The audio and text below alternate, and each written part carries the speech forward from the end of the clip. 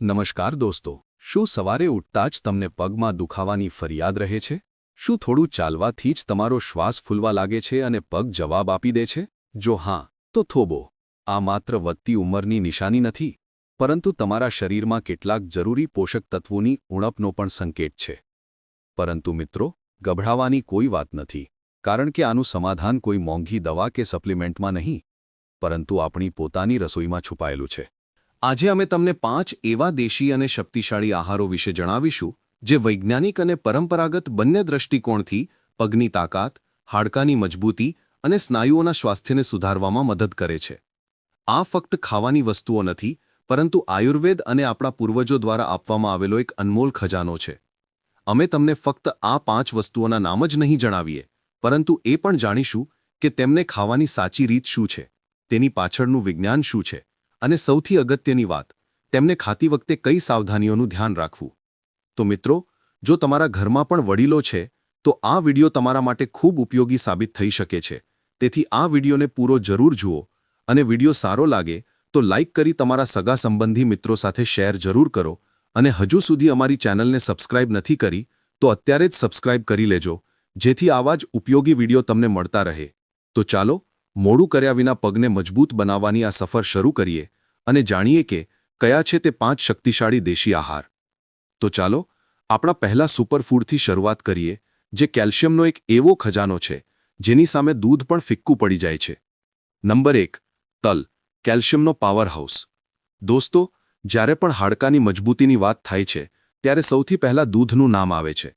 પરંતુ તમને જાણીને આશ્ચર્ય થશે કે તલમાં દૂધ કરતાં અનેક ગણું વધારે કેલ્શિયમ હોય છે.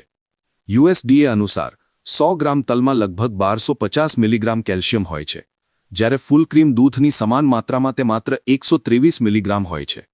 આ એક મહત્વપૂર્ણ માહિતી છે, કારણ કે ઘણા લોકો દૂધ પી શકતા નથી અથવા લેક્ટોઝ ઇન્ટોલરન્સથી પીડાય છે. તલમાં ફક્ત કેલ્શિયમ જ નહીં, પરંતુ મેગ્નેશિયમ, ફોસ્ફરસ અને ઝિંક જેવા મિનરલ્સ પણ ભરપૂર માત્રામાં હોય છે. આ બધા પોષક તત્વો મળીને હાડકાની ઘનતા વધારવામાં અને તેમને પોલા થતા બચાવવામાં મહત્વપૂર્ણ ભૂમિકા ભજવે છે, જેનાથી ઓસ્ટિયોપોરોસિસ જેવી સ્થિતિઓનું જોખમ ઓછું થાય છે. આ ઉપરાંત તલ પ્રોટીન અને આવશ્યક ફેટી એસિડનો પણ સારો સ્ત્રોત છે, જે સ્નાયુઓની તાકાત જાળવી રાખવા માટે ખૂબ જ જરૂરી છે. તે સ્નાયુઓના કોષોને પોષણ આપીને નબળાઈ અને ખેંચાણને દૂર કરવાનું કામ કરે છે. હવે જાણીએ ઉપયોગ કરવાની સાચી રીત. તલનું સેવન કરવાની સૌથી સરળ રીત એ છે કે તમે દરરોજ 1 ચમચી શેકેલા સફેદ કે કાળા તલને બરાબર ચાવીને ખાઓ. તેને તમે સવારે નાસ્તામાં ખાઈ શકો છો. શિયાળામાં તલને ગોળ સાથે મિલાવીને સ્વાદિષ્ટ લાડુ પણ બનાવી શકાય છે, જેનાથી શરીરને આયર્ન પણ મળે છે, જે લોહીની ઉણપને દૂર કરે છે. તલમાં કેલરી અને ફેટની માત્રા વધુ હોય છે, તેથી સ્થૂળતાથી પરેશાન લોકોએ તેનું સેવન મર્યાદિત માત્રામાં કરવું જોઈએ. તેનું વધુ પડતું સેવન કેટલાક લોકોમાં એલર્જી કે પાચન સંબંધી સમસ્યાઓ જેમ કે ઝાડા પણ પેદા કરી શકે છે. તેથી તેની માત્રાનું ધ્યાન રાખવું ખૂબ જ જરૂરી છે. નંબર 2. હળદરવાળું દૂધ, સોજો અને દર્દનો રામબાણ ઇલાજ. આપણા બીજા સુપરફૂડ તરીકે આવે છે હળદરવાળું દૂધ, જેને ગોલ્ડન મિલ્ક પણ કહે છે. હળદરનો જાદુઈ ગુણ તેના મુખ્ય ઘટક કર્કમીનમાં છુપાયેલો છે, જે એક શક્તિશાળી એન્ટી ઇન્ફ્લેમેટરી અને એન્ટીઓક્સિડન્ટ છે. ઉંમર વધવાની સાથે શરીરમાં ક્રોનિક ઇન્ફ્લેમેશન એટલે કે જૂનો સોજો વધવા લાગે છે, જે સાંધાના દુખાવા, સંધિવા અને જકડાઈ જવાનું મૂળ કારણ છે. કર્કમીન તે એન્ઝાઇમો અને સાઇટોકાઇનને રોકે છે જે શરીરમાં સોજાનું કારણ બને છે, જેનાથી સાંધાના દુખાવા અને સોજામાંથી રાહત મળે છે. દૂધ પોતે કેલ્શિયમ અને પ્રોટીનનો ઉત્તમ સ્ત્રોત છે, જે હાડકાં અને સ્નાયુઓ માટે એક મજબૂત નીંવનું કામ કરે છે. જ્યારે હળદર અને દૂધ એકસાથે મળે છે, ત્યારે દૂધનું કેલ્શિયમ હાડકાને મજબૂતી આપે છે અને હળદરનું કર્કમીન આ હાડકાને સોજા અને દુખાવાથી બચાવે છે. ઉપયોગ કરવાની સાચી રીત. રાત્રે સૂતા પહેલા 1 ગ્લાસ હૂંફાળા દૂધમાં અડધી ચમચી હળદર પાવડર મિલાવો. આ મિશ્રણને વધુ અસરકારક બનાવવા માટે તેમાં 1 ચપટી કાળા મરી મિલાવવું ફાયદાકારક છે, કારણ કે કાળા મરીમાં રહેલું પાઇપેરિન નામનું તત્વ કર્કમીનના અવશોષણને અનેક ગણું વધારી દે છે. જરૂરી સાવધાની. જે લોકોને લો બ્લડ પ્રેશર કે ડાયાબિટીસની સમસ્યા છે, તેમણે હળદરવાળા દૂધનું સેવન ડૉક્ટરની સલાહ વિના ન કરવું જોઈએ, કારણ કે તે બ્લડ પ્રેશર અને શુગર લેવલને ઓછું કરી શકે છે.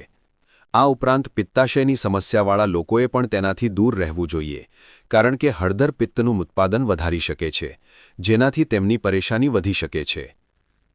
નંબર 3. અંકુરિત ચણા. ફણગાવેલા ચણા. આ એક એવો દેશી આહાર છે જેના વિશે કહેવાય છે કે તેને ખાવાથી ઘોડા જેવી તાકાત મળે છે.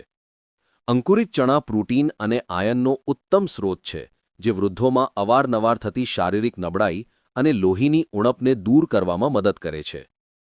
પ્રોટીન સ્નાયુઓના નિર્માણ અને તેના રિપેર માટે જરૂરી છે, જેનાથી શારીરિક નબળાઈ અને થાક દૂર થાય છે. તેમાં રહેલું આયન શરીરમાં હિમોગ્લોબિન વધારે છે, જેનાથી આખા શરીર અને પગમાં રક્તનું પરિભ્રમણ બ્લડ સર્ક્યુલેશન સારું થાય છે. જ્યારે પગમાં રક્તનો પ્રવાહ સારો રહે છે, ત્યારે ઝણઝણાટી અને નબળાઈની સમસ્યા ઓછી થાય છે. આ ઉપરાંત અંકુરિત ચણામાં ભરપૂર માત્રામાં ફાઇબર હોય છે, જે પાચનતંત્રને દુરસ્ત રાખે છે, જે વૃદ્ધો માટે એક સામાન્ય સમસ્યા છે. ઉપયોગ કરવાની સાચી રીત. અંકુરિત ચણા બનાવવા માટે રાતભર ચણાને પાણીમાં પલાળી રાખો અને સવારે પાણી કાઢીને તેને એક ભીના કપડામાં વીંટીને હવામાં લટકાવી દો. જ્યારે તે અંકુરિત થઈ જાય ત્યારે તમે તેને લીંબુ અને ડુંગળી સાથે મિલાવીને ખાઈ શકો છો. જરૂરી સાવધાની. અહીં એક ખૂબ જ મહત્વપૂર્ણ વાત પર ધ્યાન આપવું જરૂરી છે. અવારનવાર લોકો કાચા સ્પ્રાઉટ્સને જ સૌથી પૌષ્ટિક માને છે, પરંતુ વૃદ્ધો અને નબળા પાચનતંત્રવાળા લોકો માટે કાચા સ્પ્રાઉટ્સ ખાવા જોખમી હોઈ શકે છે. કાચા ચણામાં સેલ્મોનેલા જેવા હાનિકારક બેક્ટેરિયા હોઈ શકે છે, જે પેટનો દુખાવો, ઉલટી કે ફૂડ પોઈઝનિંગનું કારણ બની શકે છે. તેથી વૃદ્ધોએ હંમેશા તેને હળવા ઉકાળીને કે વરાળમાં પકાવીને જ ખાવા જોઈએ, જેથી તે સુરક્ષિત અને સરળતાથી પચી શકે. નંબર 4. બદામ. હાડકાં અને મગજનું સુપરફૂડ. આપણા ચોથા શક્તિશાળી આહાર તરીકે આવે છે બદામ. આ ફક્ત મગજ માટે જ નહીં, પરંતુ પગની તાકાત માટે પણ એટલું જ મહત્વપૂર્ણ છે. બદામ કેલ્શિયમ, પ્રોટીન, મેગ્નેશિયમ અને સ્વસ્થ ફેટનો એક ઉત્તમ સ્રોત છે. તેમાં રહેલું કેલ્શિયમ અને મેગ્નેશિયમ હાડકાને મજબૂત બનાવે છે અને સ્નાયુઓના યોગ્ય સંકોચનમાં મદદ કરે છે, જેનાથી પગમાં ખેંચાણની સમસ્યા ઓછી થાય છે. પ્રોટીન અને હેલ્ધી ફેટ શરીરને લાંબા સમય સુધી ઊર્જા આપે છે, જેનાથી દિવસભર થાક અને નબળાઈ અનુભવાતી નથી. રોજ સવારે 5 થી 6 બદામ રાતભર પલાળીને છાલ ઉતારીને ખાઓ. બદામની છાલ ઉતારવી ખૂબ જ જરૂરી છે, કારણ કે તેમાં ટેનિન નામનું તત્વ હોય છે, જે પોષક તત્વોના અવશોષણને રોકી શકે છે. જે વૃદ્ધો બદામ ચાવી શકતા નથી, તેઓ તેને દૂધમાં ઉકાળીને કે પીસીને પણ ખાઈ શકે છે. દૂધમાં ઉકાળવાથી પણ બદામના પોષક તત્વો પૂરી રીતે મળી જાય છે અને તે એક ઉત્તમ ટોનિકની જેમ કામ કરે છે. જરૂરી સાવધાની. બદામમાં કેલરી વધુ હોય છે, તેથી વધુ માત્રામાં ખાવાથી વજન વધી શકે છે. આ ઉપરાંત જે લોકોને કિડનીમાં પથરીની સમસ્યા છે, તેમને બદામથી દૂર રહેવું જોઈએ, કારણ કે તેમાં ઓક્ઝલેટ નામનું તત્વ હોય છે, જે પથરીને વધારી શકે છે. નંબર 5. મેથી દાણા. સાંધાઓ માટે આયુર્વેદિક વરદાન. આપણું પાંચમું અને છેલ્લું સુપરફૂડ છે મેથી દાણા. મેથીના દાણામાં એન્ટી ઇન્ફ્લેમેટરી ગુણ હોય છે, જે સોજા અને દુખાવાને ઓછો કરવામાં મદદ કરે છે. ખાસ કરીને સંધિવા જેવી સમસ્યાઓમાં તે દર્દ અને સોજામાંથી રાહત આપવામાં ખૂબ જ અસરકારક છે. એક સંશોધનથી એ જાણવા મળ્યું છે કે મેથીના દાણા સ્નાયુઓની તાકાત અને રિકવરીમાં સુધારો કરે છે. મેથી સ્નાયુઓના થાકને દૂર કરવામાં અને તેમને ફરીથી ઊર્જાવાન બનાવવામાં પણ મદદગાર છે. તેમાં ફાઇબર, પ્રોટીન, આયન, પોટેશિયમ અને કેલ્શિયમ જેવા અનેક મહત્વપૂર્ણ પોષક તત્વો હોય છે. મેથીનું સેવન કરવાની સૌથી સારી રીત એ છે કે 1 ચમચી મેથી દાણા રાતભર 1 ગ્લાસ પાણીમાં પલાળી રાખો. સવારે ખાલી પેટે તેનું પાણી પીઓ અને દાણાને બરાબર ચાવીને ખાઓ. આ તમારા પાચનતંત્રને પણ તંદુરસ્ત રાખે છે. જરૂરી સાવધાની. મેથી દાણા બ્લડ શુગર અને બ્લડ પ્રેશર બંનેને ઓછું કરી શકે છે. તેથી જ જે લોકો મધુમેહી કે લો બીપીની દવા લઈ રહ્યા છે, તેમણે તેનું સેવન શરૂ કરતા પહેલા ડૉક્ટરની સલાહ જરૂર લેવી જોઈએ. ગર્ભવતી મહિલાઓએ મેથીથી દૂર રહેવું જોઈએ, કારણ કે તેની તાસીર ગરમ હોય છે અને તે તેમના માટે હાનિકારક હોઈ શકે છે.